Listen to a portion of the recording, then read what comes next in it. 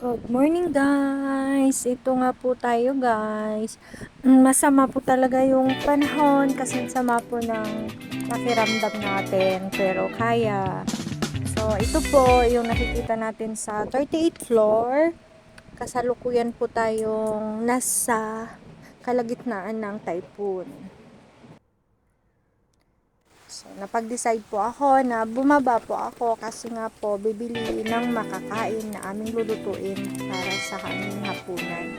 At ito nga po yung aking nadaanan.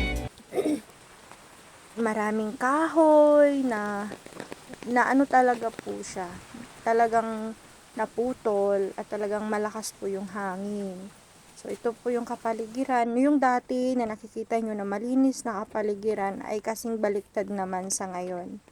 So, ganito po yung sitwasyon namin dito ngayon sa Hinking, Hong Kong. Ngayon, malapit na po tayo sa market.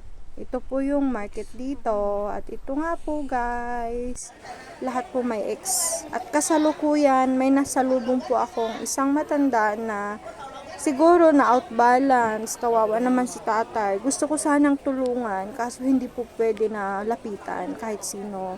Kaya po yung isang matanda dyan ay gusto niyang ipatayo yung matanda. Kaso kahit gawin ng matanda, hindi niya po talaga kayang tumayo.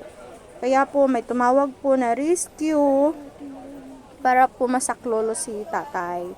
Yun nga po guys, si tatay nakahiga pa rin hanggang dumating po yung rescuer. Ganito po kabilis dito. Once natatawag ka po, automatic na bibilis ang pagre-rescue sa'yo. So, nagpatuloy po ako na bumili ng gulay. Pero sad to say guys, wala na pong mabibili ng mga gulay. Dahil nga po sa panic buying na kanina nga po, yun nga po, nadula si tatay sa pagmamadali, bibili ng mga makakain. May mga stool naman po na bukas, kaso lang po ay sobrang mahal. Iilan na lang din po talaga yung bukas. Kasi nga po sa Bagyo, basta Bagyo po kasi ayaw po nila talagang lumabas. So, nahihirapan din po ako na bumili hanggang sa nag-decide na lang din po ako na bumalik na lang. Kasi wala naman po akong mapipili. Wala naman din po yung bibilhin ko doon kasi sarado na po.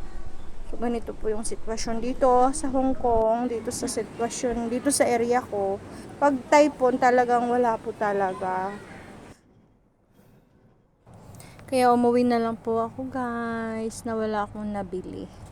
So, ito nga po kanina, yung football ay marami ng tubig. Talagang puno ng tubig yung football area nila. So, for this video guys, ito lang muna ang ma-share ko sa inyo about sa amin, kung ano yung sitwasyon namin tuwing may typhoon dito sa bansang Hong Kong.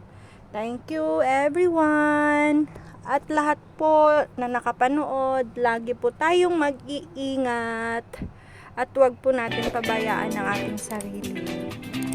Thank you for watching guys! And God bless us all!